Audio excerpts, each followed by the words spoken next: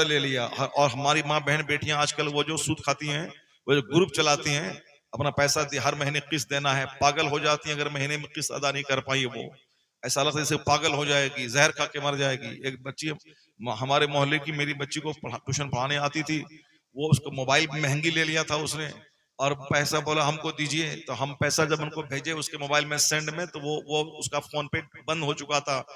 ऐसा करने लगी जैसे कि मर जाएगी। कहा, हजरत आप इस मोबाइल में क्यों डाल दिए पैसा, वो डेड है फोन। हम क्या जाने तुम्हारे फोन पे डेड है, हम तो शो देखा इसमें शो कर रहा था, हमने डाल दिया 200 रुपए। 2000 रुपए महीना हमारी बच्ची को पढ़ाती है, वो आधा घंटा पढ़ाती थी, अब वो नहीं दिए थी, अब छोड़ दिया पढ़ाना। तो अब क्या है कि इस कदर रोने अब साहब परेशान हो गई, क्यों मोबाइल जो खरीदी थी मल्टीमीडिया मोबाइल वो किस्त पे, उसको किस्त देना था, परेशान हो गई जैसे कि पागल हो जाएगी, जान दे देगी। अब इस तरीके से वो औरतें सब चलाती हैं, जब उनको मंथली देना है नहीं होता है तो परेशान हो जाती हैं, जैसे जहर खा के जान दे देगी वो, है ना। ऐसा होता ना। अब हाँ, और उसी में से बहुत सारे खबीस किस्म के लड़के होते हैं, जो लड़के खूबसूरत लड़कियों को तलाश करते रहते हैं। वो देखता है खूबसूरत लड़की है, उसको बोलेगा क्यों घबराती हो, बोला पैसा नहीं किस्ती अदा करने के लिए, शौहर नहीं दे रहा, बोला हम चला देते हैं। 2-3 महीने का वो चला देता है, उसके बाद उसके दिल में इसकी मोहब्बत पैदा हो जाती है, ये बंदा हमारा पैसा हर महीने चला रहा है। उसके बाद फिर फोन से बात होने लगती है, फिर मुस्कुराहट शुरू हो जाती है, फिर उसके बाद धीरे धीरे वो किस्त अपनी जगह, वो सामान अपनी जगह, और वह दोनों भाग करके लंदन चला जाता है।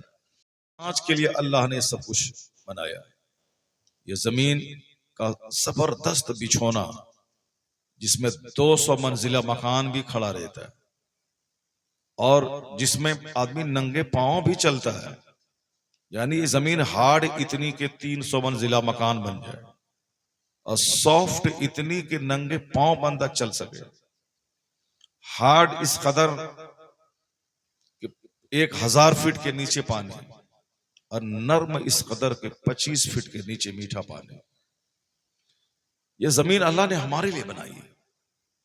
ये आसमान बगैर खंबे के अल्लाह ने खड़ा किया है। कभी तन्हाई में गौर कीजिएगा, एक घर बगैर खंबे के खड़ा नहीं होता है।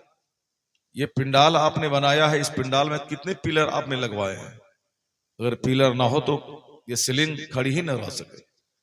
तो तन्हाई में बैठ के गौर करना होगा कि जमीन अल्लाह ने क्यों बनाई, आसमान अल्लाह ने क्यों बनाया, अल्लाह ने आग क्यों पैदा की, अल्लाह ने हवा क्यों बनाई। आग के बगैर हम जिंदा नहीं रह सकते, पानी के बगैर हम जिंदा नहीं रह सकते, मिट्टी के बगैर हम जिंदा नहीं रह सकते, सूरज और चांद के बगैर हम जिंदा नहीं रह सकते। अगर अल्लाह जमीन से फसलें ना पैदा करे तो हम लोग जिंदा नहीं रह सकते। अगर अल्लाह ताला सर्दी का मौसम नहीं बनाए, सिर्फ गर्मी रहे, तो भी हम जिंदा नहीं रह सकते। अगर अल्लाह तबारक व तआला सिर्फ गर्मी पैदा करे, सर्दी का मौसम ना दे, तो भी हम जिंदा नहीं रह सकते। ये सारी बहारें हमारे लिए, जमीन भी हमारे लिए, आसमान भी हमारे लिए, आग भी हमारे लिए, मिट्टी भी हमारे लिए, हवा भी हमारे लिए, आम, जामुन, केला, अनार सब हमारे लिए। अल्लाह नहीं खाता है, अल्लाह के फरिश्ते नहीं खाते हैं। ये सिर्फ एक गेहूं और चावल ही काफी था हमारे जीने के लिए, लेकिन अल्लाह ने हमारे आराम की खातिर सिर्फ चावल और गेहूं नहीं दिया, बल्कि अल्लाह ने हमारे खाने के लिए बहुत सारी सब्जियां पैदा की।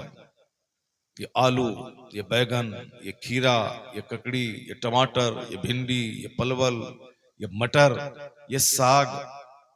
एक चीज ही काफी थी, आलू, लेकिन अल्लाह ने अलग अलग मौसम की अलग अलग सब्जियां हमारे लिए पैदा की। सब्जी ही बहुत थी, लेकिन अल्लाह ने चाहा कि हमारे बंदे के बदन को फ्रूट्स भी चाहिए, तो अल्लाह ने आम, जामुन, कटहल, लीची, संतरा, ये सारी चीजें हमारे लिए पैदा की। एक सेब बहुत था, मगर मुख्तलिफ किस्म के सेब। एक आम ही, चाहे जो भी आम हो, बीजू हो या दशहरा हो या लंगड़ा हो, एक आम काफी था। और 1000 टाइप के आम अल्लाह ने हमारे लिए पैदा किया, क्योंकि बंदों की तबीयत बदल बदल के चीजों को पसंद करने वाली है। एक ही चीज अगर रोजाना खाए तो बंदा घबरा जाएगा। बिरयानी अगर 10 दिन लगातार खाए तो आप घबरा जाएंगे। इसलिए अल्लाह ने अलग अलग टाइप के सामान पैदा किए। मेरा बंदा रोटी खाएगा, चावल खाएगा, सब्जी खाएगा, खीरा खाएगा और आम जामुन खाएगा, और मेरा बंदा परमानेंट वाला जो फ्रूट है काजू खाएगा, किशमिश खाएगा, और साहब वो पिस्ता खाएगा, बादाम खाएगा, अखरोट खाएगा। रोजाना आप अखरोट खाएं, आपका लीवर कभी डैमेज नहीं होगा, इतनी जबरदस्त चीज है। रोजाना आप किशमिश खाएं, कभी खून की कमी नहीं होगी आपके बदन में। एक लाजवाब चीज अल्लाह ने दी है। रोजाना आप एक सेब अपने मामूलात में रखें, कभी डॉक्टर के पास जाने की जरूरत नहीं पड़ेगी, क्योंकि सेब इतना लाजवाब फल है। ब्रेन, हार्ट, लीवर, इंटेस्टाइन, जिगर सब के लिए मुफीद है। नहीं कुछ खाना है, रोजाना आप सिर्फ मूंगफली खाया करें। जो पिस्ता बादाम में जितनी एनर्जी अल्लाह ने दी है, उतनी ताकत ये मूंगफली में है। अगर आपको शिकायत है कि मैं कमजोर हूं, कुव्वत मर्दानगी भी हमारी कमजोर है, तो फिर आप पाबंदी से मूंगफली खाया करें। अगर आपको सीना में तकलीफ है, तो आप बादाम को रात में पानी में डाल दें, सुबह सवेरे उसको सिल पर पीस करके उसको चाटें। बहुत सारे लोगों की आवाज फंस जाती है। लोग कहते हैं हम तकरीर करते हैं हजरत जुम्मा के दिन 15-20 मिनट, एक हफ्ते तक आवाज फंसी रहती है, और आप 30 दिन में 32 तकरीर करते हैं, 2-2, ढाई-ढाई, 3-3 घंटे करते हैं, उसके बावजूद आपकी आवाज नहीं फंसती है। क्या मसला है? तो मसला तो बहुत सारा है, लेकिन मैं जो मसला बताता हूँ उसको सुनिए। अगर आपको का सीना कमजोर है, आप तकरीर करते हैं आवाज फंस जाती है, तो आप रोजाना 5 या 7 दाना पिस्ता बादाम का, ये चना नहीं, बादाम का डाल दें, सुबह सवेरे उसको छील करके रगड़ करके उसको चाटें, बहुत मुफीद है। तो हम डॉक्टर नहीं है कि एमबीबीएस डॉक्टर हम नहीं है कि आपके सामने सब कुछ दवाई खोल के बयान करें। मैं सिर्फ ये कहना चाहता हूं, इतनी कीमती कीमती चीजें अल्लाह ने हमारे लिए बनाई। अगर पेशाब की बीमारी हो, रोजाना सुबह सवेरे खीरा खाएं, आप खुल के पेशाब होगा। अगर आपको कब्ज की बीमारी है, रात में सिर्फ आधा गिलास दूध, उसमें हल्दी डाल के आप पी लें, और नहीं कुछ तो गर्म पानी पी लें सुबह उठने के बाद, फिर देखें किस कदर आपका लीवर स्ट्रांग होता है। तो मैं कहता हूं कि ये सारी चीजें अल्लाह नहीं खाता है, अल्लाह खाने से पाक है, हमारे लिए बनाया। क्या बात, अल्लाह के खरबों फरिश्ते आसमान में तिल रखने की जगह नहीं कि जहां कोई नया आदमी चला जाए। इतने फरिश्ते हैं कि आसमान चरमरा रहा। वो सारे फरिश्ते इबादत में लगे हैं, कोई रुकू में है, कोई सजदे में है, कोई खड़े हैं, कई कई हजार बरस से हैं। इतने फरिश्ते हैं, सब इबादत में लगे। वो खाना नहीं खाते हैं, वो शादी ब्याह नहीं करते, सिर्फ अल्लाह की इबादत करते हैं। ये हम लोगों के जिम्मे है, हमें खाना भी खाना है, सोना भी है, पानी भी पीना है, शादी ब्याह भी करना है, बाल बच्चे पैदा करना है, और उसके बाद अल्लाह की इबादत करनी है। जब बंदा तन्हाई में बैठ के गौर करेगा कि ये जामुन हमारे लिए है जो शुगर का इलाज है, ये अमरूद हमारे लिए है जो शुगर का इलाज है, ये पपीता हमारे लिए है जो जबरदस्त विटामिन का खजाना है, आम हमारे लिए है, तो फिर आखिर हम किस काम के लिए पैदा हुए हैं? कभी तन्हाई में बैठ के ये गौर कीजिएगा, ये सब हमारे लिए, दूध हमारे लिए, मछली हमारे लिए, गोश्त हमारे लिए, ये सारी चीजें हमारे लिए। जब हम माँ के पेट में रहते हैं तो माँ का खून अल्लाह रोक देता है, जो हर मंथ खून निकलता है, बच्चा जहां पेट में ठहरा वो खून रोक दिया गया। क्यों? अब वो बच्चे की खुराक का इंतजाम हो। अब जैसे बच्चा पैदा हुआ, ये खुश्क सूखी हुई छाती में अल्लाह दूध की नहर जारी कर देता है। अब मेरा बंदा खाएगा। माँ के पेट में खून पी के जिंदा रहते हैं, माँ की गोद में पैदा होने के बाद वो खून को अल्लाह दूध बना के हमको जिंदा रखने का सामान करता है। और फिर जब मैं बड़ा हो जाता हूं, जब चूंकि बच्चा पैदा होते ही रोटी खाएगा तो मर जाएगा, भात खाएगा तो मर जाएगा, उस वक्त में माँ का दूध पिएगा। और जब 2 साल के बाद बंदा दूध छोड़ देता है, तो अब वो गाय का दूध पीता है, भैंस का दूध पीता है, और बंदा रोटी खाता है, चावल खाता है, चाय पीता है। ये सारी नेमतें हमारे लिए अल्लाह ने पैदा की। दूध, गोश्त, पनीर, मछली, सब्जी, सारी चीजें हमारे लिए। तन्हाई में बैठ के गौर कीजिएगा कि आखिर हम किस काम के लिए पैदा हुए। अल्लाह ने हमको क्यों पैदा किया? जब गौर करेंगे तो एक जवाब आएगा, सारी नेमत तुम्हारे लिए और तुम्हारा काम सिर्फ अल्लाह की इबादत करना। क्या बात है, वाह वाह वाह वाह वाह। तुम्हारी पेशानी का सजदा ये सारी नेमत देने वाले खुदा के लिए। क्योंकि बंदा सोचता ही नहीं, गौर व फिक्र ही नहीं करता है, इसलिए वो समझता है कि हम ऐसे खाने पीने मर जाने के लिए पैदा हुए हैं। नहीं नहीं, ये दुनिया बहुत कीमती है, यहाँ का एक एक मिनट। क्योंकि मरने के बाद की जो जन्नत है वह इसी दुनिया की मेहनतों पे डिपेंडेंट है। यहाँ कोई ईमान लाया, अच्छा काम किया, तो दुनिया में भले ही थोड़ी सी तकलीफ उसको हो जाए, 70 साल 80 साल, लेकिन मरने के बाद जहां महासंख्यों बरस जाना, जहां खरबों साल रहना, हमेशा सदा रहना, वहां का आराम यहाँ की मेहनत पे मुनहसिर है। अगर अभी नवंबर के जमाने में कोई धान ये गेहूं नहीं लगाए, मकई नहीं लगाए, तो वो मार्च में गेहूं नहीं काटेगा। वो मार्च में अपने घर में 1000 कुंटल मकई नहीं पैदा कर पाएगा। जो इस जमाने में कड़ाके की सर्दी में खेत में हल चलाएगा, गेहूं लगाएगा, रात रात भर ठंडी में मर के पानी पटाएगा, खाद डालेगा, वही 3 महीने के बाद अपने घर में गेहूं का भंडार देखेगा। ऐसा नहीं होगा कि मैं गेहूं लगा दूं, वहां से बासमती चावल काट लूं। ऐसा नहीं होता है कि मैं खीरा का पेड़ लगा दूं और वहां से हम अमरूद निकाल दें, आम लगा दें और वहां से हम सेब निकाल लें। नहीं होता ऐसा। आम के पेड़ से आम निकलता है, सेब नहीं निकलता है। गेहूं बोने के बाद वहां से गेहूं निकलता है, बासमती धान नहीं निकलता है। तो ये दुनिया आखिरत की खेती है। अद दुनिया मज़रअतुल आखिरा। हुजूर कहते हैं ये दुनिया आखिरत की खेती है। यहां जो खेती करेगा, फसलें लगाएगा, वही मरने के बाद फसल काटेगा। जो यहां ईमान लाएगा, अच्छे काम की फसल लगाएगा, मरने के बाद सोने चांदी के महल में रहेगा। मरने के बाद वहां उसको ऐसी हूर मिलेगी कि जो हूर थूक दे तो 7 समंदर का नमकीन पानी मीठा हो जाए। आज हमारी खूबसूरत बीवी अगर मिल भी जाती है तो जबान इतनी कटीली होती है कि सारे जिस्म के तार को झंझना देती है, सर के सारे बाल साफ उड़ा देती है, एक मर्द का जीना दुश्वार कर देती है। चेहरा अच्छा है, जबान अच्छी नहीं है। साहब क्या है कि हेल्थ सही है मगर उसका किरदार सही नहीं है। तो दुनिया में औरतों से तकलीफ ही पहुंचती है, आराम 1% मिलता है और 99% तकलीफ ही पहुंचती है। लेकिन जन्नत में अल्लाह जो हूर देगा आपको, उससे सिर्फ आराम पहुंचेगा, कोई तकलीफ नहीं पहुंचेगी।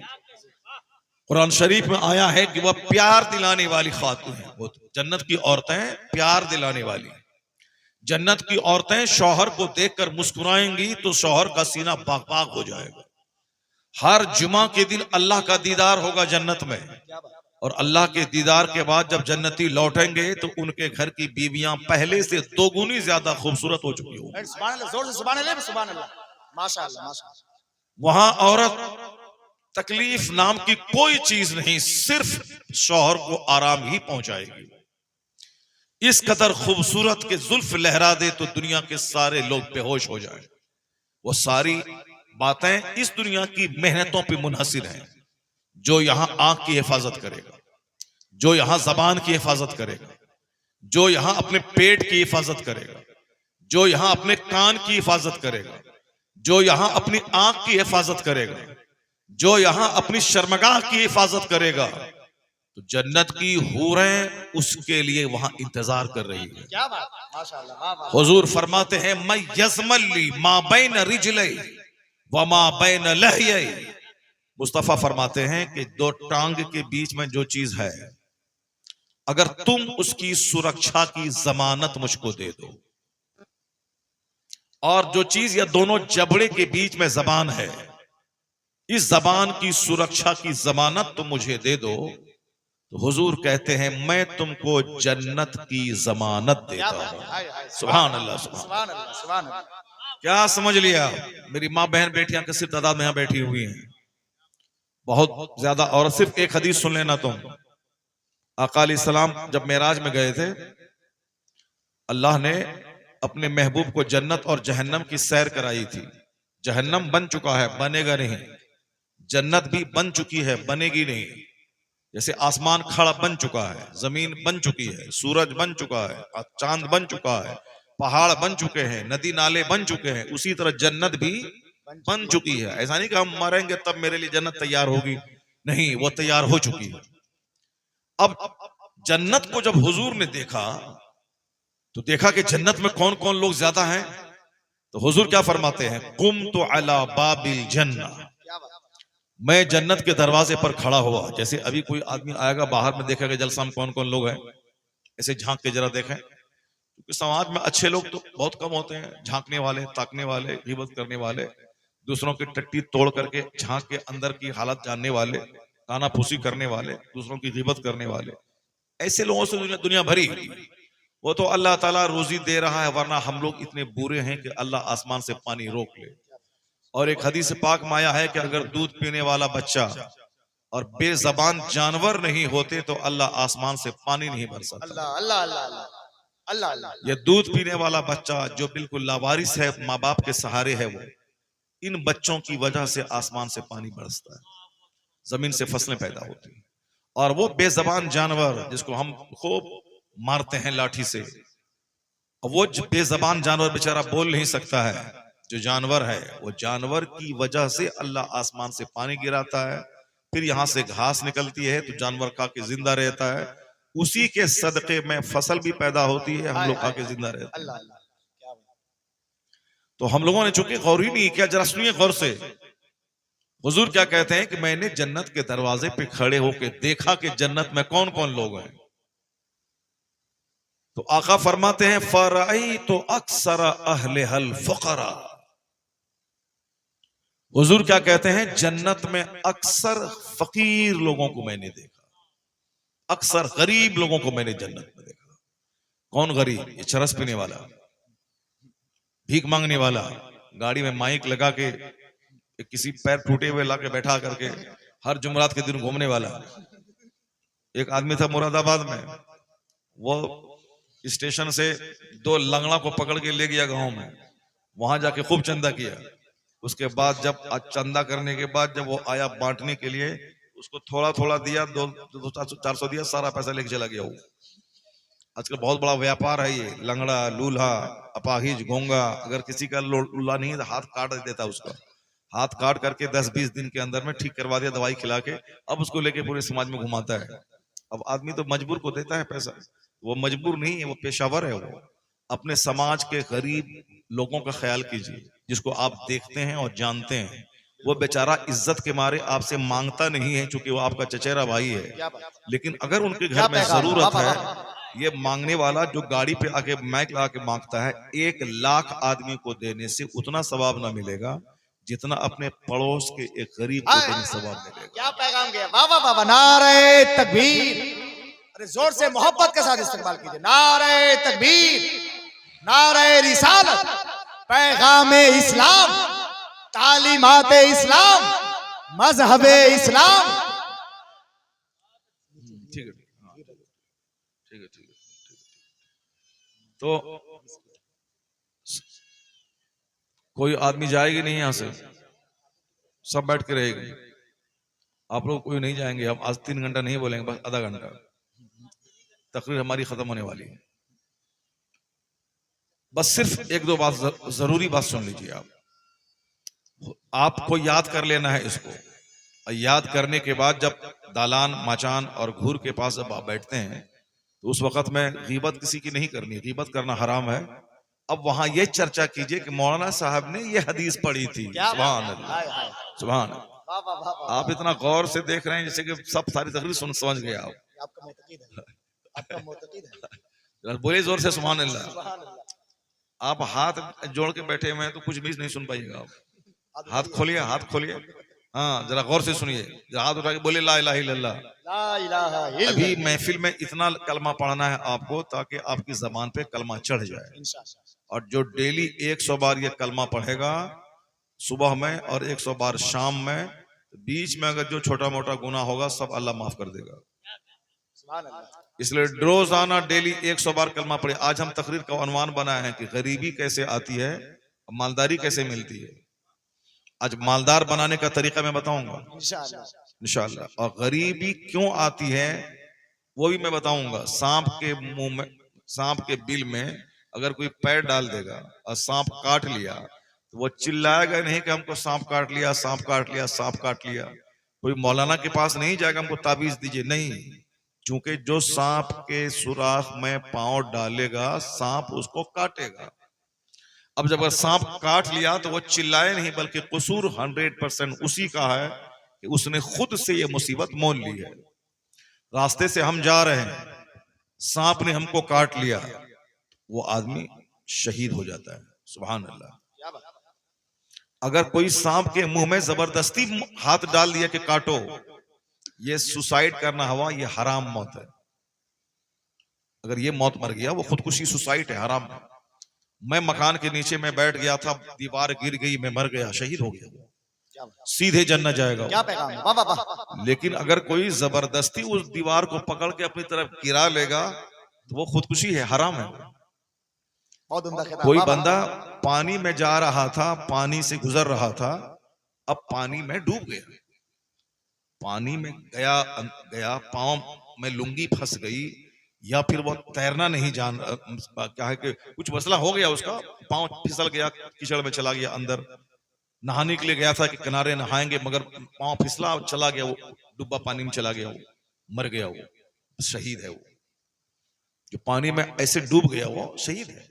लेकिन कोई जबरदस्ती नदी में कूद करके मर गया, वो साहब मुजरिम, जहन्नमी है, खुदकुशी है। बात समझ रहे हैं आप लोग? नहीं समझ रहे? हाँ, इस बात समझिएगा।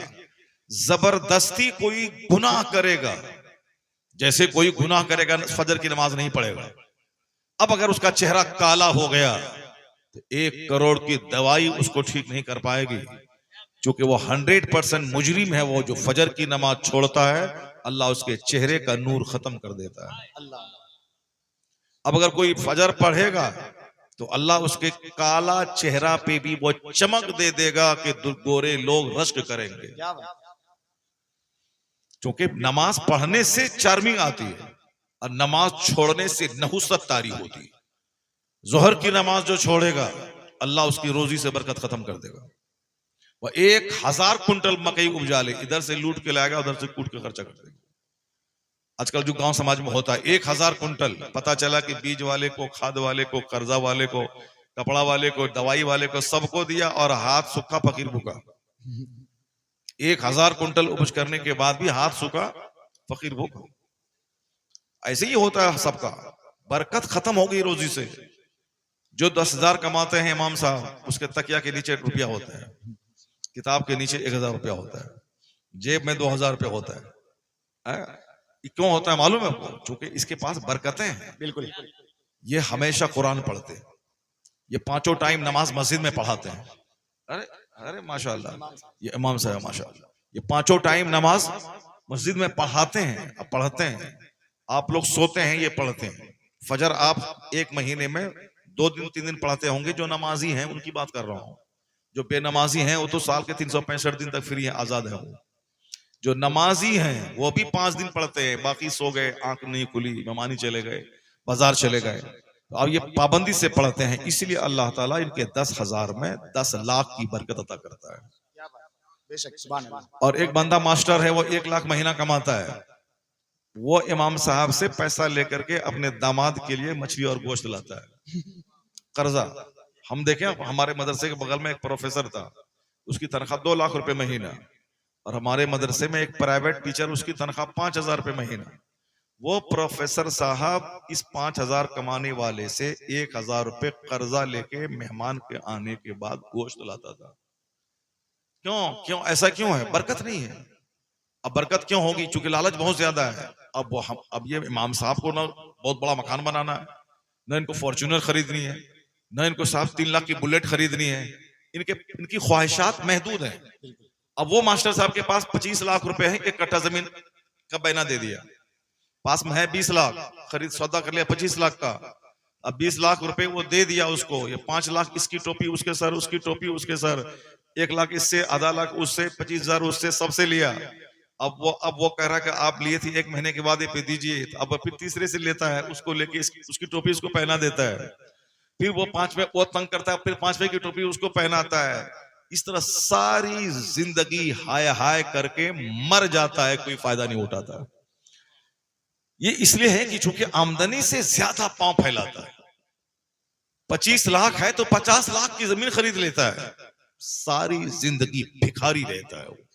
और ये इमाम साहब को जमीन मकान शहर में खरीदने की तमन्ना नहीं है, लालच ही नहीं है कि मार्बल लगाएं, ग्रेनाइट लगाएं, कुछ लगाएं, घर में कुछ नहीं। ये 10,000 में 5,000 खर्चा, 5,000 बच जाता है इनका। खुश मस्त रहते हैं, मस्त रहते हैं, खुश रहते हैं। इसलिए इसके तकिया के नीचे पैसा, किताब के नीचे पैसा, पर्स में पैसा। और वो जो जमीन बेच के गाड़ी खरीदा या ससुराल वाला उसको गाड़ी दिया, वो गाड़ी तो स्विफ्ट दरवाजे पे ले आता, मगर उसका पेट्रोल ही नहीं होता। वो दूसरे को पटिया के लाता है, बैठो चलो, उसके पैसे से पेट्रोल लेके बाजार चला जाता है। हमारे गांव इलाके में एक गांव है मिल्की, सबके दरवाजे पर Scorpio 11, Innova Crysta, Fortuner, Creta, सब जमीन बेचा, खरीदा। अब तेल ही नहीं है तो कहां से देगा वो। ये मौलाना साहब को देखा कहीं मोटरसाइकिल का बैठा हुआ रहता है, इसका मोटरसाइकिल बैठा नहीं रहता इनका, डेली ये चलाते हैं मोटरसाइकिल 100 किलोमीटर, कोई काम रहे चाहे ना रहे, निकाला बाइक पर घूमिया। क्यों? या पेट्रोल कहां से आता है?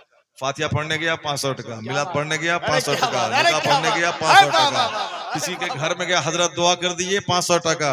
यानी ये है बरकतें इसकी, जिस घर में चला गया बस टाका ही टाका बरसता रहता है। सुभान अल्लाह, ये बरकत है, ये बरकतें हैं। आलिम बनने की बरकत है, हाफिज बनने की बरकत है, इमाम बनने की बरकत है। और वो बैरिस्टर साहब अमेरिका से पढ़ के आया, 10 करोड़ की जमीन खरीदा, उसके बाद पैसा खत्म हो गया, अब बेचारा दूसरे से मांग रहा है पैसा, बैंक से कर्जा ले लिया, पैसा दूसरे से कर्जा ले लिया। और हमारी माँ बहन बेटियां आजकल वो जो सूद खाती हैं, वो जो ग्रुप चलाती हैं, अपना पैसा हर महीने किस्त देना है, पागल हो जाती है अगर महीने में किस्त अदा नहीं कर पाई। वो ऐसा लगता है जैसे पागल हो जाएगी, जहर खा के मर जाएगी। एक बच्ची हमारे मोहल्ले की, मेरी बच्ची को ट्यूशन पढ़ाने आती थी, वो उसको मोबाइल महंगी ले लिया था उसने, और पैसा बोला हमको दीजिए, तो हम पैसा जब उनको भेजे उसके मोबाइल में सेंड में, तो वो उसका फोन पे बंद हो चुका था। ऐसा करने लगी जैसे कि मर जाएगी। हजरत आप इस मोबाइल में क्यों डाल दिए पैसा? वो डेड है फोन, हम क्या जाने तुम्हारे फोन पे डेड है, हम तो शो देखा, इसमें शो कर रहा था, हमने डाल दिया 200 रुपए, 2,000 रुपए महीना हमारी बच्ची को पढ़ाती है, वो आधा घंटा पढ़ाती थी, अब वो नहीं दी थी, अब छोड़ दिया पढ़ाना। तो अब क्या है कि इस कदर रोने, अब परेशान हो गई। जो मोबाइल जो खरीदी थी मल्टीमीडिया मोबाइल, वो किस्त पे, उसको किस्त देना था, परेशान हो गई जैसे कि पागल हो जाएगी, जान दे देगी। अब इस तरीके से वो औरतें सब चलाती हैं, जब उनको मंथली देना है नहीं होता है तो परेशान हो जाती हैं, जैसे जहर खा के जान दे देगी वो, है ना। ऐसा होता ना। अब हाँ, और उसी में से बहुत सारे खबीस किस्म के लड़के होते हैं, जो लड़के खूबसूरत लड़कियों को तलाश करते रहते हैं। वो देखता है खूबसूरत लड़की है, उसको बोलेगा क्यों घबराती हो, बोला पैसा नहीं किस्ती अदा करने के लिए, शौहर नहीं दे रहा, बोला हम चला देते हैं। 2-3 महीने का वो चला देता है, उसके बाद उसके दिल में इसकी मोहब्बत पैदा हो जाती है, ये बंदा हमारा पैसा हर महीने चला रहा है। उसके बाद फिर फोन से बात होने लगती है, फिर मुस्कुराहट शुरू हो जाती है, फिर उसके बाद धीरे धीरे वो किस्त अपनी जगह, वो सामान अपनी जगह, और वो दोनों भाग करके लंदन चला जाता है। बेशुमार लड़कियों की जिंदगी बर्बाद हो गई इसी किस्त की वजह से। और जान लें कि वो सूद खाने से बरकत कभी नहीं होगी। यमहकुल्लाहु रिबा व युरबी सदकात, कुरान में आया कि अल्लाह सूद को मिटाता है, सदके को बढ़ाता है। अगर अमीर बनना है तो 10 रुपए खैरात करो, अल्लाह 1000 अता करेगा। अगर तुमने 10,000 लगाया सूद में तो अल्लाह तेरे 10 लाख को तबाह बर्बाद कर देगा। क्या पैगाम है, क्या पैगाम है, वाह वाह वाह। सूद बर्बाद कर देता है आदमी को, अल्लाह ताला सूद को मिटाता है, उसकी बरकतें खत्म कर देता है। चाहे कुछ भी करे मगर बरकत ही नहीं है वहां, यहां बरकत है, इसलिए यहां पैसों की कमी नहीं है, क्योंकि यहां बरकत है। जो फजर जो जोहर की नमाज छोड़ेगा उसकी रोजी से बरकत खत्म हो जाएगी। गिरा बांध के रख लें हमारी माँ बहन बेटियां भी, जो फजर की नमाज छोड़ेंगी उसके घर से बरकत खत्म हो जाएगी। जो अस्र की नमाज छोड़ेगा या अस्र की नमाज कोई औरत छोड़ेगी, उसके बदन से ताकत खत्म हो जाएगी। बात समझ रहे हैं आप? उसके बदन से ताकत खत्म हो जाएगी। चाहे वो 1000 सेब संतरा रोटी अनार बिरयानी कुछ भी खाए, मगर बदन उसका हिलता रहेगा, ताकत नहीं होगी। गांव देहात के काम करने वाले लोग 5-5 घंटे कुदाल चलाते हैं, उसके बावजूद वह थकते नहीं है। मगर कुछ लोग जो आराम से रहते हैं, वो 5 केजी का झोला उठाते हैं तो पसीना पसीना हो जाते हैं। यहाँ पे ज्यादा मूर्ख मुसल्लम वाला खाना नहीं होता, उसके बावजूद गांव देहात की औरत बच्चा पैदा करती है 9 महीने में, तो एक दिन पहले खेत में काम करके आई, दूसरे दिन बच्चा पैदा हो गया। शहर की औरतें 4 महीने पहले से हमल ठहरने के बाद से दवाई खाती हैं और 1 महीना पहले हॉस्पिटल में एडमिट हो जाती हैं, और उसके बाद भी वहां चीर करके बच्चा निकाला जाता है। क्या मतलब चीर के? मतलब सीजरिंग करके। पहले तो एक तो दवाई शुरू से खा रही है, जिस दिन से वो हमेला हुई, प्रेग्नेंट हुई, उसके बाद से 1 महीना पहले टाइम है, 12 जनवरी के 12 दिसंबर से वो एडमिट हो जाती है ताकि बच्चा कोई नुकसान ना हो। उसके बावजूद भी सीजरिंग के जरिए बच्चा पैदा होता है। मेरी माँ ने मुझसे बताया कि जब बच्चा मेरा पैदा हो रहा था, मगरिब की नमाज पढ़ने के बाद मैं जैसे मुसल्ले से उठी, दर्द पैदा हुआ, फौरन 10-20 मिनट के बाद बच्चा पैदा हो गया। नारे तकबीर, नारे रिसालत। ये मेरी अपनी माँ का बयान है। अब वो पैदा मैं हुई होंगी या हमारी बड़ी बहन पैदा हुई होगी, मगर अम्मी कह रही कि मगरिब की नमाज पढ़ के मैं उठी, उसके बाद दर्द पैदा हुआ, बस 10 मिनट के अंदर बच्चा तवल्लुद हो गया। ये है हमारी माँ ने समझने के 10 बच्चों को जन्म दिया। हम 5 भाई से हैं, 5 बहन से हैं, 10 बच्चों को जन्म दिया। एक बच्चे का भी हॉस्पिटल में कहीं तवल्लुद नहीं हुआ, सारे बच्चे घर में पैदा हुए। मेरी माँ, हमारी बीबी के हमारे 7 बच्चे हैं, 4 बेटियां 3 बेटे, 4 बेटियां 3 बेटे, 4 बेटियां 3 बेटे, 7 बच्चे नॉर्मल पैदा हुए, कोई सिजरिंग फिजरिंग नहीं, 7 बच्चे नॉर्मल पैदा हुए। हमारी बीवी 7 बच्चे नॉर्मल पैदा हुए हैं। अब जाहिर सी बात है, जो ज्यादा जो खाएंगी और सोएंगी, उसका तो जिस्म जाएगा, और जो नमाज नहीं पढ़ेगी, चाहे वो 1000 अनार खाए और डेली ग्लूकोज चढ़ाए, सेहत से बरकत खत्म हो जाएगी। और जो नमक रोटी खाए, नमाज 5 टाइम पाबंदी से पढ़े, और उसी में आया है कि फजर पढ़े तो चेहरे पे नूर बढ़ेगा, जोहर पढ़े तो रोजी में बरकत पैदा होगी, असर पढ़े तो अल्लाह बदन में ताकत अता फरमाएगा। जरा जोर से बोले सुभान अल्लाह, और जोर से सुभान अल्लाह। मैं भी जवाब दूंगा कि हमारी माँ बहन, हमारी औरतें काफिरों के साथ क्यों भाग रही हैं। उसका एक जबरदस्त एक ही जुमला उसका जवाब है, ज्यादा नहीं, बस एक जुमला उसका जवाब है, बस सारे लोग सुन लें उसको।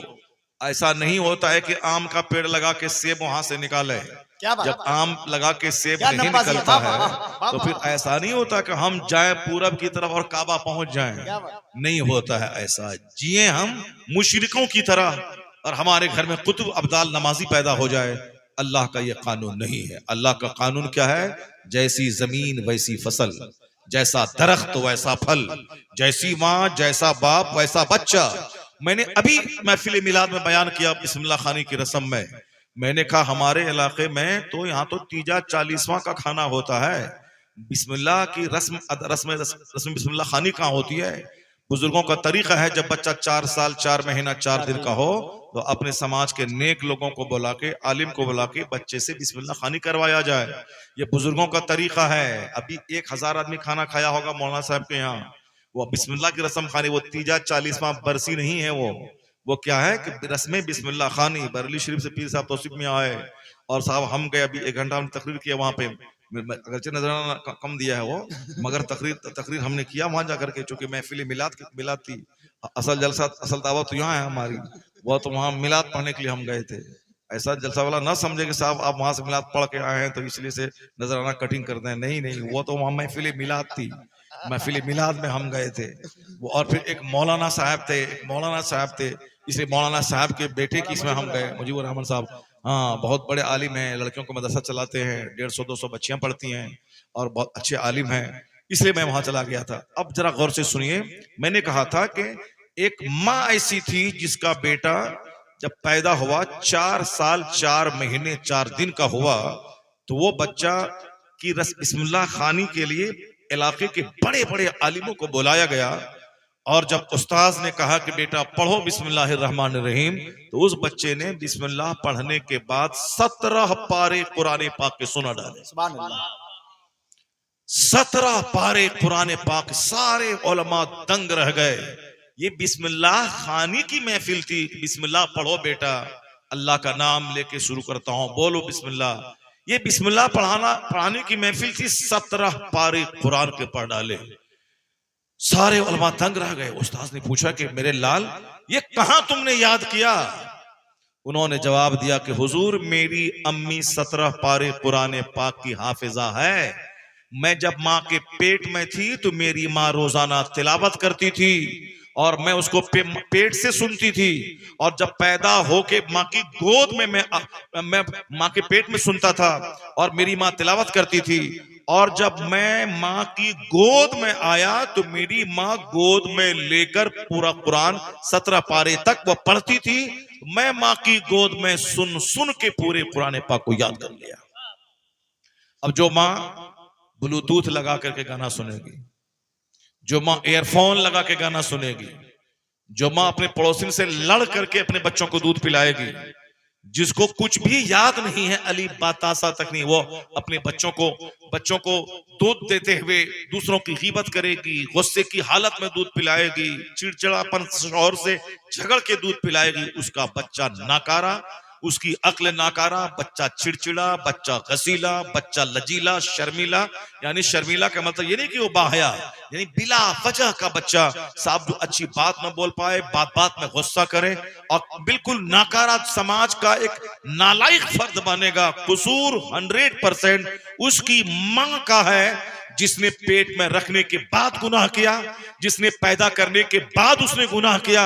इसलिए अल्लाह एक नाकारा बच्चा आम औरतों को देता है, जो बच्चा जवान होने के बाद माँ के सीने पे मारता है, अपने बाप को फाइट मारता है, अपने माँ बाप को घर से बाहर निकाल देता है। कोई तावीज काम नहीं करेगी, चूंकि आपने तरबियत ही ऐसी बच्चों की है, आपने जमीन का सिलेक्शन ही ऐसा किया है कि जिसका रिजल्ट यही होना था जो आज देख रहे हैं। तावीज डाल के बच्चा कुतुब अब्दाल नहीं होता है, क्योंकि आपकी जमीन सड़ी हुई है, जो उसमें बीज डाला वो बीज सड़ा हुआ है, इसलिए फसल सड़ी हुई औलाद की शक्ल में पैदा हुई है। अगर बाप हो जाए कैसा, हुजूर सैयद मूसा जंगी दोस्त जैसा, और माँ हो जाए सर से लेके पांव तक नेकी का पुतला, तो बेटा आम आदमी नहीं, वलियों का सरदार अब्दुल कादिर जिलानी पैदा होगा। जब बाप हो जाए मुफ्ती नकी अली खां जैसा, और माँ हूं तहज्जुद गुजार, तब बेटा अहमद रजा खां पैदा होता है। और जब बाप हूं मुफस्सिर आज़म हिंद, और माँ हूं अपना जेवर बेचकर मदरसा के टीचर की तनख्वाह देने वाली, और दादा हूं हुज्जतुल इस्लाम के काफिर देखे तो कलमा पढ़ ले, और नाना हूं मुफ्ती आज़म हिंद के डकैत चेहरा देखे तो वली हो जाए। उस कोख का बच्चा 10 करोड़ मुरीदों का मुर्शिद अख्तर रजा खां अज़हरी पैदा। नारे तकबीर, नारे रिसालत। माशाअल्लाह। नहीं होगा। अगर आज आपका बेटा आपकी छाती पे चढ़ के पीटता है तो उसमें 100% कसूर आपका है। क्यों 100% कसूर आपका है? कि आपने अपने बच्चों से क्या कहा था? मौलवी लोगों के चक्कर में मत पड़ना, मौलवी लोगों के चक्कर में मत पड़ना। ये तुमसे फितरा मांगेगा, ये तुमसे कुर्बानी की खाल मांगेगा, ये तुमसे मनसेरी मांगेगा, ये तुमसे जलसा का चंदा मांगेगा। कहां हुआ? ला हौल वला कुव्वता इल्ला बिल्लाह, अस्तगफिरुल्लाह। बताइए, हम लोगों को पेशाब कम लगता है, जबकि शुगर की बीमारी, मगर इन जवान सब आदमी को पेशाब लग गया। बताइए, जा रहा है। चलिए, वो 2 आदमी गया, बाकी और कोई मत जाइएगा। सब बैठे, सब गौर से सुनिएगा तो पेशाब का एहसास खत्म हो जाएगा। हम लोग भी जब तक कुर्सी में बैठे रहते हैं 2 घंटा तकरीर करते हैं, पेशाब का एहसास नहीं होता, लेकिन जैसे ही कुर्सी से निकले बिल्कुल फोर्सली इस्तिंजा लग जाता है। इसलिए जब तक आप काम में लगे रहेंगे तब तक तवज्जो उधर नहीं जाएगी। लेकिन कुछ नहीं कि खाली खाएंगे बैठेंगे तो पखाना पेशाब लगता ही रहेगा। वो जो आदमी ज्यादा खाता है, अजान होती है तो वो बाथरूम दौड़ता है, और जो आदमी कम खाता है, कम पीता है, अजान होती है तो वो मस्जिद दौड़ता है। इसलिए हमेशा कम खाइए, कम सोइए, कम पीजिए, कम बोलिए। ज्यादा बोलना कमाल नहीं है, कम बोलना ज्यादा सुनना कमाल की वाह बात वाह है। वाह वाह वाह। ज्यादा खाना बीमारी को दावत देना है, कम खाना सेहत को दावत देना होता है। अब जरा गौर से सुनिए मेरी बात, बस वो कहानी जो मैं सुनाना चाहता हूँ वो कहानी सुनाऊंगा, मगर बात पहले यहाँ छिड़ गई है कि जब बच्चा हमारी छाती पे चढ़ के मारता है तो इसमें कसूर माँ बाप का कैसा होता है, उसको सुनिए। क्योंकि आजकल समाज में अक्सर लोग यही कहते हैं कि मौलाना मौलवी के चक्कर में मत पड़ना। अच्छे अच्छे खाते पीते पढ़े लिखे वाले, क्यों? उसमें एक उसकी वजह ये होती है कि मौलानाओं के चक्कर में पढ़ोगे तो 18 साल की जवानी में दाढ़ी रखवा देगा और कोई तुमको बेटी नहीं देगा। ये माँ डराती है। तो मौलवी साहब के चक्कर में पड़ा तो दाढ़ी रखवा देगा, और जब वो दाढ़ी रखोगे तो कोई बेटी तुमको नहीं देगा। फिर तुम ऐसे ही रह जाओगे और जहां तहां घुसक घुसक करके शादी कर लोगे। तुम कोई अच्छी लड़की नहीं मिलेगी। और बाप बोलता है कि अगर तुम मौलवी के चक्कर में पड़ा तो पंजाबी और पायजामा पहना देगा तुमको, पैंट शर्ट नहीं पहनोगे फिर कोई तुमको बेटी नहीं देगा, नौकरी भी नहीं मिल पाएगी कहीं। इसलिए मौलवियों को दूर से सलाम करो, बाकी उनके पास मत बैठना, उनकी बात मत सुनना, वरना जवानी में बूढ़ा बना देगा, ये तुमको सूफी साहब बना देगा। अब हमने आलिमों से रोका और ये कहा कि ये मौलवी लोग साहब ऐसे वैसे झूठे होते हैं, लफाज होते हैं, ये सब हम लोगों के रहमो करम पे जिंदा रहते हैं। बहुत सारे गलीज किस्म के लोग इस तरह का जुमला इस्तेमाल करते हैं, ये लोग हराम खाते हैं, माअज़ल्लाह, 1000 बार माअज़ल्लाह। तो जितने बच्चे माँ बाप के नाफरमान हुए उनमें अक्सर बच्चे वो होते हैं जिनके बाप ने अपने बच्चों को मौलवी से नफरत दिलाया। इसके चक्कर में मत पड़ना, इसलिए हमारे बच्चे तबाह बर्बाद हो गए। और जिसके घर में चोर का आना हुआ, जिसके घर में डकैत आता जाता रहा, जिसके घर में शराबी आता जाता रहा, जिसके घर में मुशरिक आते जाते रहे, जिसके घर में बेनमाजी आता जाता रहा, उस घर के बच्चों का बेनमाजी, बदतमीज, बेहया होना तय।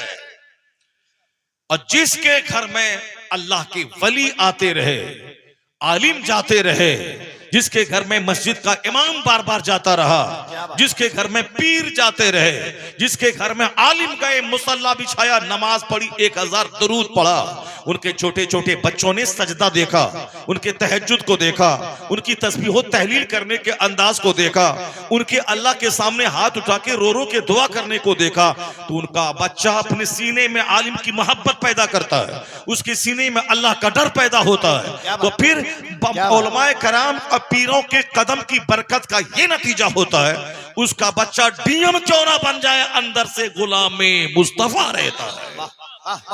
नारे तकबीर, नारे रिसालत, पैगामे इस्लाम। और वो बच्चे जो आज माँ बाप को पीटते हैं, ये सजा है कि जिसने कहा था कि मौलवी के चक्कर में मत पड़ना, मगर जिसने कहा था कि बेटा मौलाना का चेहरा देखते रहना, चेहरा देखने से सवाब मिलता है, मौलाना की गुफ्तगू सुनना, गुफ्तगू सुनने से दिल नर्म होता है, मौलाना की खिदमत करना, जो आलिम की खिदमत करता है क़यामत के दिन जन्नत जाने का एक सहारा हो जाता है। तो जिसने अपने बेटों को कहा कि फिजिक्स, केमिस्ट्री, बायोलॉजी पढ़ने के लिए स्कूल और कोचिंग सेंटर जाते हो ताकि नौकरी मिले, 2 टका कमाओ, तो जन्नत जाने के लिए आलिम का चेहरा देखना होगा। फिजिक्स पढ़ करके दुनिया कमानी है तो बहारे शरीयत कंजुल ईमान पढ़ के तुझको जन्नत जाने की तैयारी करनी है। तो जिसने आलिमों और इमाम की मोहब्बत डाल दी, तो वो बच्चा बाप को घूसा नहीं मारता है, वह बुढ़ापे में माँ बाप का चेहरा गौर से देखता है। क्यों? वह जानता है कि मौलाना ने कहा है हर नजर के बदले में मकबूल हज का सवाब अल्लाह अता फरमाता है। जो बच्चा आलिमों से करीब रहा, वो अपने माँ बाप का पांव चूमता है, वो अपने माँ बाप का हाथ चूमता है। अभी हमारे मोहल्ले का एक आदमी है, वो रो कर मुझसे कहने लगा कि मैं जमीन फसल बेच के अपने बेटे को पटना में पढ़ा रहा था कॉलेज में, लेकिन वो जब भी वहां से घर आता है, घर आने के बाद वो सिर्फ दूर से सलाम करता था, दूर से सलाम करके वैसे चला गया। लेकिन एक बेटा जिसको मैं पैसा बहुत कम देता था, वो मदरसे में पढ़ाता था, हिफ्ज करता था, वो जब भी मदरसे से आता था वो मेरे करीब आके सलाम करता था, मेरा हाथ खींच करके उसको चूमता था और मेरी पेशानी को बोसा देके पूछता था अब्बू आप कैसे हैं। जब वो बोला, आंख उसकी टपटपा गई कि वहां मैं फसल बेच के उसको पढ़ा रहा हूं कॉलेज में, उसके बाद का नौकरी मिलेगी कि नहीं मिलेगी, कमाएगा कि नहीं कमाएगा तो दूर की बात है, लेकिन अभी सिर्फ पढ़ने की वजह से ये सलाम करके ऐंठ के चला जाता है। लेकिन जिसको मैं पैसा तक नहीं देता हूं पढ़ने के लिए, किताब मदरसा से मिलती है और तीनों टाइम खाना मदरसे से मिलता है, मैं उसको खाने के लिए खर्च नहीं देता हूं, ये जब आता है तो मेरा हाथ चूमता है और मेरे हाथ को पकड़ के अपने सर पे वो रख लेता है, उसके बाद पूछता है कि अब्बू आपकी तबीयत कैसी है। ये है मदरसे और आलिम दीन के नजदीक रहने का इनाम। और जिसने भी आलिमों की गीबत और शिकायत की, आलिमों की तौहीन की, 3 नस्ल तक उनका कोई बेटा आलिम नहीं हो पाएगा। यह मेरा तजर्बा है, मैंने देखा भी है कि जिसने भी गाली दी, भले ही वो जमीन ईदगाह में दिया हो, मस्जिद में दिया हो, लेकिन अगर वो आलिमों की तौहीन किया है तो उसके खानदान में कोई अच्छा आलिम पैदा नहीं हुआ। भले ही वो पढ़ाना चाहा, दाढ़ी टोपी झाड़ के सिवानी मौली बन के आ गया, यानी कुछ नहीं जानता है वो, उसके मगर एक अच्छा परफेक्ट मौलवी नहीं बन पाया और नहीं बन पाएगा, मुत्तकी आलिम कभी नहीं बन पाएगा। उसी तरह हमारी माँ बहन बेटियां गौर से सुन ले, जिस घर में आलिमों का आना जाना होता है, नेक लोगों का आना जाना हुआ, अजनबी मर्दों का आना जाना नहीं हुआ, और जिस घर में नेकों का चर्चा होता है, गौस कुतुब अब्दाल का चर्चा होता है, जिस घर में फातिमा ज़हरा की सीरत का चर्चा होता है, जिस घर में महबूब इलाही की माँ का चर्चा होता है, जिस घर में गौसे आजम की माँ का चर्चा होता है, जिस घर में आला हजरत की वालदा का चर्चा होता है, उस घर की बेटियों के दिल दिमाग में जन्नत का शौक पैदा होता है, हया पैदा होती है, उसको गैर अजनबी मर्दों के सामने जाने से जमीन में गड़ जाने की तरह उसके दिल में कैफियत पैदा होती है। जितनी लाख बेटियां मुसलमानों की काफिरों के साथ भागी हैं, वह नोट कर ले कि 99% बेटियां वो हैं जिसके घर में फिल्म का चर्चा, जिसके घर में क्रिकेट का चर्चा, जिसके घर में साहब फुटबॉल का चर्चा, जिसके घर में तमाशे का चर्चा, जिसके घर में अजनबी मर्दों का आना रहा, जिसके घर में काफिरों का आना जाना रहा, जिसके घर में जवान नौकर चाकर का आना जाना रहा, उस घराने की औरतें मुशरिकों के साथ भागकर दुनिया और आखिरत दोनों तबाह कर लिया। लेकिन जिस घराने में आलिम का आना जाना रहा, नेक लोगों का चर्चा होता रहा, बुजुर्गों का जिक्र होता रहा, जन्नत का जिक्र होता रहा, आखिरत का जिक्र होता रहा, मरने के बाद अज़ाब कब्र का चर्चा होता रहा, उस घराने की औरतों को कोई काफिर या कोई दुनियादार डकैत अगर वो सोने चांदी का लालच दिला के उसके ईमान को लूटना चाहा, उस घराने की औरतें कह उठी मैं जिंदगी भर कुंवारी रह जाऊंगी मगर ईमान का सौदा नहीं करूंगी। नारे तकबीर! अरे जोर से नारे का जवाब दो। नारे तकबीर, नारे रिसालत, पैगामे इस्लाम, हजरत अल्लामा मुफ्ती शहरयार रजा साहिब किबला। वाह वाह वाह वाह। कोई तहरीक काम नहीं करेगी हिंदुस्तान में, चाहे तंजीम, चाहे तहरीक, चाहे नेता, चाहे गवर्नमेंट का कानून, कोई कानून औलाद को बचा नहीं पाएगा। एक कानून यही है कि अपने घर में मुस्तफा का चर्चा शुरू कीजिए, अपने घर में जन्नत और आखिरत का चर्चा शुरू कीजिए, अपने बच्चों की घुट्टी में ईमान, इस्लाम, जन्नत, आखिरत पिला दीजिए। कुरान का सबसे बड़ा टॉपिक है मरने के बाद जन्नत, मरने के बाद का जहन्नम सबसे बड़ा टॉपिक है। अपने बच्चों को जहन्नम से डराइए, अपने बच्चों को जन्नत का शौक दिलाइए, अपने बच्चों को सरकार की सीरत सुनाइए, अपने बच्चों के दिल में हुजूर की मोहब्बत डालिए, अपने बच्चों के दिल में इमाम हुसैन की जिंदगी बयान कीजिए, उनकी मोहब्बत डालिए। जब बातें बार बार फिल्म की आएंगी, खूबसूरती की आएंगी, स्मार्टनेस की आएंगी, जींस और टी शर्ट पहनने वाली खातून की आएंगी, मोबाइल में गंदी तस्वीरों की बात आएगी, तो मन में तो हलचल मचेगा।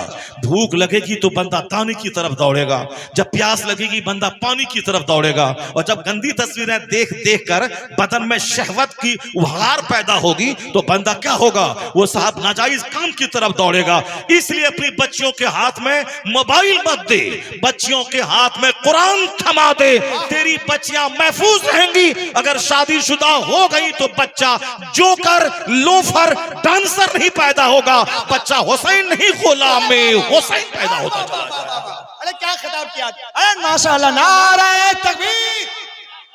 अरे भाई जोर से कह लो, ये तकरीर अगर हैदराबाद में हो गई होती, बनारस में हो गई होती, मुरादाबाद में हो गई होती, लखनऊ में हो गई होती, तो पूरा का पूरा मजमा खड़ा हो गया होता। आप मुहज़्ज़ब अंदाज में नारे का जवाब तो दीजिए। नारे तकबीर, नारे रिसालत। आदमी जिस तरह की किताब का मुताला करता है उसी तरह की बातें उसके दिमाग में आती है। आदमी जिस तरह की सोहबतों में रहता है उस तरह के माहौल में वो ढलना चाहता है। आका फरमाते हैं अर्रजुलु अला दीन खलीली फलयंजुर अहदुकुम मन युखालिल। मुस्तफ़ा कहते हैं आदमी अपने दोस्त के दीन पर रहता है, तो दोस्ती करने से पहले देख लो कि उनका दीन कैसा है। क्या बात। आदमी दोस्त के दीन पर रहता है। ये हुजूर फरमाते हैं जो दुनिया का सबसे बड़ा रहनुमा आका इस्लाम फरमाते हैं बंदा दोस्त के दीन पर रहता है, इसलिए दोस्ती से पहले देख ले कि वो बंदा कैसा है, कैसा उसका दीन है। अगर बंदा शराबी से दोस्ती किया तो उनका शराबी बनना तय है। मुशरिक से दोस्ती किया तो बिल्कुल ईमान का वजन उसका घटता चला जाएगा। मुशरिकों के कैरेक्टर, उसके किरदार, उसके राइट्स और रिचुअल्स, उसके सिविलाइजेशन से मोहब्बत पैदा होती चली जाएगी।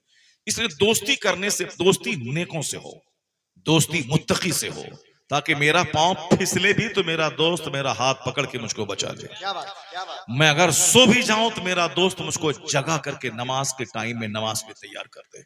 आज दोस्ती ने बेशुमार मुसलमानों को लूट लिया, जिनकी दोस्ती मुशरिकों से थी, आना जाना था, लेन देन था, आने जाने की वजह से बेशुमार बच्चे का दीन और ईमान सब तबाह हो गया। इसलिए ला तुसाहिब इल्ला मोमिना, हुजूर की हदीस है, दोस्ती मत करना मगर साहिब ईमान से। वला याकुल ताम का इल्ला तकी, अपना खाना मत खिलाना मगर नेक लोगों को। अगर बुरे को खाना खिलाया और जाके चोरी किया, उसके बदन में तेरे हाथ की ताकत होगी तो उस गुनाह में तू भी शरीक समझा जाएगा।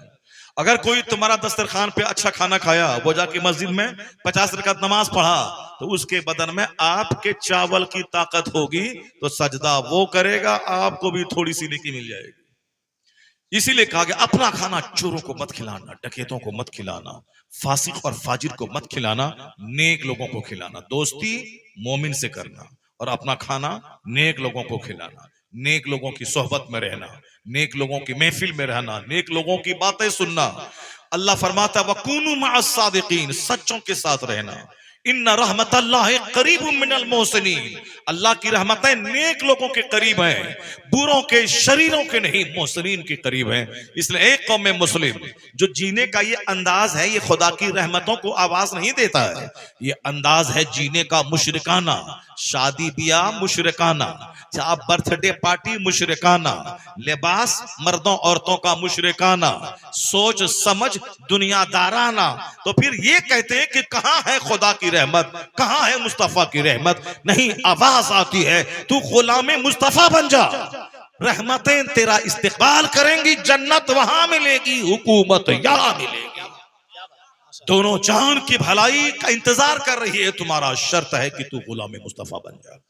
जो असर की नमाज छोड़ेगा उसके बदन से ताकत खत्म हो जाएगी, और जो मगरिब की नमाज छोड़ेगा उसकी औलाद से फरमा बरदारी खत्म हो जाएगी। समझ रहे हैं आप? जो मगरिब की नमाज छोड़ेगा उसकी औलाद से फरमा बरदारी खत्म हो जाएगी।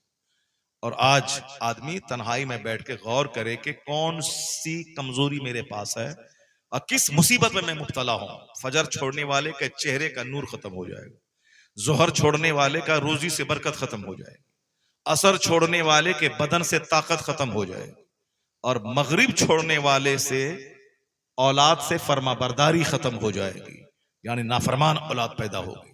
और इशा की नमाज जो छोड़ेगा वो 10 घंटा सो ले मगर नींद से बरकत खत्म हो जाएगी। और आजकल अक्सर आदमी दिन भर गाड़ी चलाते सोता रहता है, दुकान में बैठ के सोता, जब तक है मोबाइल चला रहा है, उसके बाद फिर सो गया, औंगता रहता है। हम तो दिन रात यही सब तमाशा देखते हैं। दुकानदार वो बैठ के ऐसे औंग रहा है, ऑफिस दफ्तर में क्लर्क वो बैठ के औंग रहा है, साहब गाड़ी चलाने में गाड़ी पे लोग चले हुए लोग औंग रहे हैं। यानी हम लोग तो चलो औंगे तो चले हैं, अब रात हो गई, हम लोग 1 मिनट के लिए भी नहीं सोए।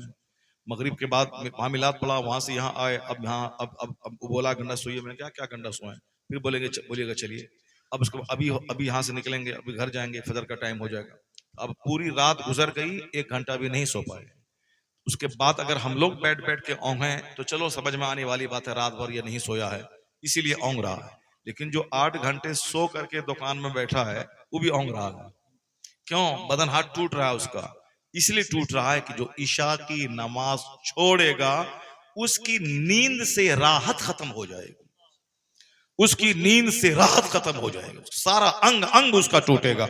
अब जरा सुनिए कैसे थे वह लोग कैसी जिंदगी गुजारते थे, कैसी ऑनेस्टी थी, कैसी ईमानदारी थी, कैसे वो एक एक पल जिंदगी में कायदे से गुजारते थे, क्योंकि हमको मरना है, अल्लाह को हिसाब देना है। हर व्हाइट एंड ब्लैक का हिसाब कयामत के दिन मुझको देना है। एक बंदा एक इंच नहीं हट पाएगा अपनी जगह से जब तक वो बता ना दे कि जिंदगी किस काम में गुजारी, जवानी किस काम में गुजारी, माल कहां से कमाया, कहां खर्च किया। ये जब तक बंदा हिसाब देगा नहीं, कयामत के दिन एक इंच अपनी जगह से हट नहीं पाएगा। अब हुजूर फरमाते हैं, एक पुराने जमाने के अच्छे लोगों की एक कहानी मुस्लिम शरीफ की रिवायत में, एक जबरदस्त रिवायत आई है। आका फरमाते हैं कि एक शख्स था पुराने जमाने में जिन्होंने अपनी जमीन दूसरों के हाथ बेच दी। ये पुरानी कहानी है। आज जैसे जब बताया ना कौन जमीन बेच के गाड़ी खरीदता है, तो जमीन बेच के गाड़ी खरीदना कमाल नहीं है, बल्कि जो बाप की 10 बीघा जमीन है उसको बचा के उसमें 10 का और इजाफा कर देना, ये कमाल की बात है। ये इजाफा कौन करेगा? जो पढ़ेगा लिखेगा वही ने करेगा। जो पढ़ेगा नहीं, लिखेगा नहीं, मेहनत नहीं करेगा, नौकरी नहीं मिलेगी, बिजनेस नहीं करेगा, वो तो बाप की जो 2 बीघा जमीन है उसको बेच के खा जाएगा, और खा करके फिर वो शहर छोड़ के भाग जाएगा। जो पढ़ेगा लिखेगा, मेहनत करेगा, एक एक मिनट मेहनत में गुजारेगा, फिर समझ लें कि वो बाप की 10 बीघा जमीन पे अलग से 20 बीघा उसमें इजाफा करके 30 बीघा उसको बना देगा। शहर में बहुत सारे लोग हैं जिन्होंने मेहनत नहीं की, उसका बेटा भीख मांग रहा है। देहात के बहुत सारे लोग पढ़े लिखे, वो शहर में आके 50 करोड़ का बंगला खरीद लिया।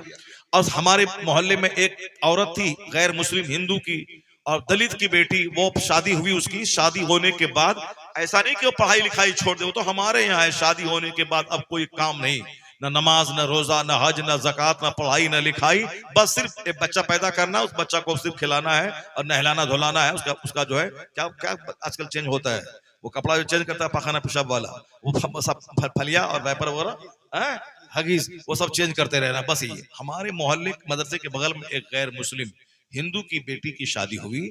शादी होने के बाद वो बोली अपने शौहर से, मैं पढ़ूंगी, मैं पढ़ूंगी। तो वो उनके शौहर ने कहा कि ठीक है तुम पढ़ो।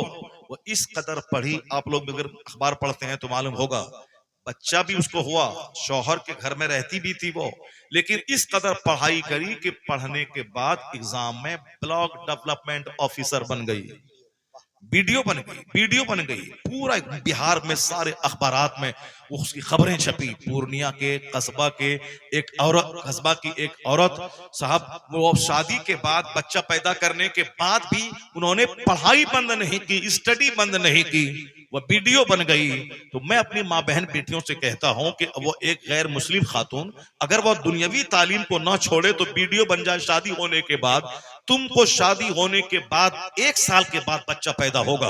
उस 1 साल में अगर रोजाना तुम 2000 बार दुरूद पढ़ लेती, रोजाना सूरह दुखान पढ़ लेती, रोजाना सूरह मुल्क पढ़ लेती, रोजाना सूरह मुजम्मिल की तिलावत कर लेती, भले ही तू वीडियो नहीं बनती, कम से कम कनीज़े फातिमा बनकर एक बहुत बड़े मुजाहिद की माँ बन जाती, एक जन्नती औलाद की माँ बन गई। क्या पैगाम है, वाह वाह वाह, उम्दा पैगाम। जब वो अपने वक्त का सही इस्तेमाल करके दुनिया में डॉक्टर बन सकती है, क्या बात। इंजीनियर बन सकती है। अभी हैदराबाद में एक पूरी पानी बेचने वाला, वो अपनी बीवी को शादी के बाद वो बोली हम पढ़ेंगे, बोले ठीक है पढ़ो। वो पानी पूरी बेच करके उसको पढ़ाता था। उसकी बीवी, ये तो वीडियो बनी है ना, उसकी बीवी IAS ऑफिसर बन गई। पानी पूरी बेचने वाला, चूंकि उसकी बेटी, उनकी बीवी मैट्रिक करी हुई थी, मैट्रिक करने के बाद उसकी शादी हो गई। शादी होने के बाद वो शौहर से बोली कि अब तो आप काम कर ही रहे हैं, मैं स्टडी करना चाहती हूँ, चूंकि हमारे स्कूल का रिजल्ट बड़ा अच्छा रहा है, हमने 80% 90% में नंबर लाई हूँ, मैं पढ़ूंगी। तो शौहर को थोड़ी हिम्मत हुई, कहा ठीक है मैं पानी पूरी बेचता हूँ, बेचूंगा, मगर मैं तेरी किताब खरीद के दूंगा और तुझको मैं पढ़ाऊंगा। वो लड़की इतनी मेहनत से पढ़ी शादी होने के बाद कि वो DM बन गई हिंदुस्तान में। तो हमारी माँ बहन बेटियां खाली लड़ना, खाली झगड़ना, खाली गीबत करना, शौहर से जंग करना, अपनी माँ को फोन में 1 घंटा तक लगे रहना, माँ के बारे में, माँ को अपने शौहर की शिकायत करना, ससुर की शिकायत करना, बर्बाद हो जाओगी, तलाक हो जाएगी, कोई पूछने वाला ना होगा। या कुंवारी सब बेटियां 18-20 साल की, उनकी शादी नहीं हो रही है, उनका बाप साहब रो रहा है रात दिन, 50 आदमी को 50 फोटो दिए हुआ है कि मेरी बेटी के लिए कोई रिश्ता तलाश करो, और तुम्हारी शादी हो गई है तो अपने शौहर की शिकायत अपनी माँ के पास करती है, उस घर को उजाड़ना चाहती है। जब कुंवारी की शादी नहीं हो रही है तो तुम जैसी शादीशुदा एक बच्चे की माँ की शादी कौन करेगा? अगर कोई मोहब्बत करके तुमको अपनी तरफ माइल करना चाहता है, वह भेड़िया की तरह तुझको लूट के बीच चौराहे पे तुझे जिंदा जला के भाग जाएगा। वो आए दिन अखबार में खबरें मिलती हैं कि 4 बच्चे की मां भाग गई, और जिसने जो भगा के ले गया उसको 2-4 महीने रखा, सब उसको निचोड़ लिया, उसके बाद उसको होटल में छोड़ के भाग गया। कई लाख बच्चियां हिंदुस्तान से दुबई गई हैं, वो प्यार के झांसे में गई, और वहां ले जाके 2-4 महीना उसके साथ खूब उसको साहब दरिंदगी का मुजाहरा क्या निचोड़ा, फिर तवाइफ के कोटे पे बेच करके होटल में बेच के वो बंदा वहां से फरार हो गया।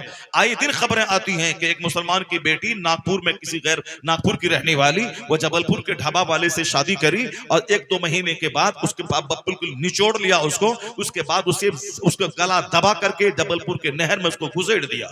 आए दिन इस तरह की खबरें आ रही हैं, इसलिए खबरदार, अगर तुम ये चाहती है कि माँ बाप की मर्जी के खिलाफ मैं शादी करूं, उसके बाद मैं चैन से रहूं, नहीं रहोगे। सारा चैन हया में है, पर्दे में है, माँ बाप की मर्जी के मुताबिक जीने में है, माँ बाप की नाफरमानी में नहीं है सुकून। सुकून माँ बाप की फरमाबरदारी में है, माँ बाप की इज्जत के बचाने में है। अब जरा गौर से सुनो, कैसे थे वह लोग, हदीस की कहानी, कैसी ऑनेस्टी, कैसी ईमानदारी, कैसा अल्लाह का डर। एक किसान ने अपना खेत दूसरे के हाथ में बेच दिया। जब उस खेत में जाके हल चलाना शुरू किया, हल चलाते चलाते उसमें मिला उसको खजाने की हांडी। सुभान अल्लाह, खजाने की हांडी मिली। मुस्लिम शरीफ की हदीस में आया, खजाने की हांडी मिली। जब खजाने की हांडी मिली, अगर हमको और आपको मिल जाए तो क्या करेंगे आप? यहाँ मस्जिद से निकले, चप्पल दूसरे की चोरी कर लिया, 10 रुपए की चप्पल चोरी कर लिया। मिलाद में आया, दूसरे की चप्पल चोरी कर लिया। मिलाद साहब दूसरे की चादर चोरी करके लेके चला गया। दूसरे के घास को चोरी करके अपने गाय को खिला दिया। दूसरे के गाछ का पत्ता तोड़ के गाय को खिला दिया। दूसरे का भुट्टा तोड़ के अपना खा लिया, चना तोड़ के अपना खा लिया। कभी सोचा आपने, जो दूसरों की इजाजत के बगैर आप चना भुट्टा या कुछ भी खा रहे हैं, उनके पेड़ का आम पत्थर पे का खा लिया, ये पेट में जो वो गजा जाएगी, वो गजा क्या होगी? वो लूटी हुई गजा, हराम गजा। उसी से बनता है ब्लड, उसी से बनता है नुत्फा, उसी नुत्फे से बच्चा पैदा होता है। जब यहाँ सारा बदन हो जाएगा नापाक खून का गहवारा, तो फिर वह बच्चे के दिल दिमाग पे यही सारा असर होगा। बंदा सोचता नहीं है, गौर नहीं करता है बच्चे क्यों आवारा हो गए। इमाम आजम रजी अल्लाह तआला अन्हु के बारे में आया है कि खड़े थे, एक बच्चा, 2-3 बच्चे गेंद खेल रहे थे, वो गेंद फुटबॉल वहां से इमाम आजम के सामने आया तो सारा बच्चा शर्म के मारे भाग गया। अरे इमाम वक्त के पास वो कैसे जाएं? एक बच्चा ढठाई के साथ आया, गेंद लिया, चलता बना। हजरत ने बोला लगता है इसके नुत्फे में खराबी है। जब लोगों ने पता लगाया तो वाकई पता चला कि इसकी बुनियाद में खता है। आज जो अदब खत्म हो गया, डिसिप्लिन खत्म हो गया, जो बदतमीजी आ गई, आलिमों का अदब नहीं, जलसे का अदब नहीं, मस्जिद का अदब नहीं, तो समझ लें जरूर कहीं ना कोई बुनियाद में खता है। आजकल बंदा तलाक दे देता है, फिर समाज की बेइज्जती से बचने के लिए बीवी को रख लेता है। बंदा कुफ्र बक जाता है, निकाह से उसकी बीवी निकल जाती है, एहसास तक नहीं होता है। साहब गुस्से में तलाक दे दिया, फिर झूठ बोल दिया हम नहीं दिए हैं, दिया वो 3, बोल दिया कि हम 1 के दिए हैं।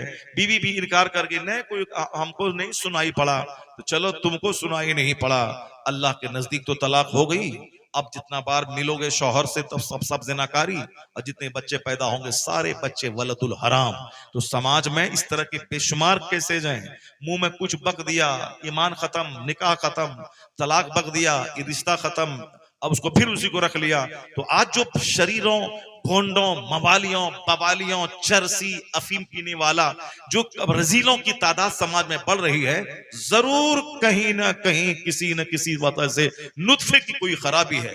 इसलिए हमेशा सोच समझ कर बात किया करें, हमेशा पहले सोचें फिर बोलें। जब तलाक जबान से कभी निकालने की कोशिश मत करें।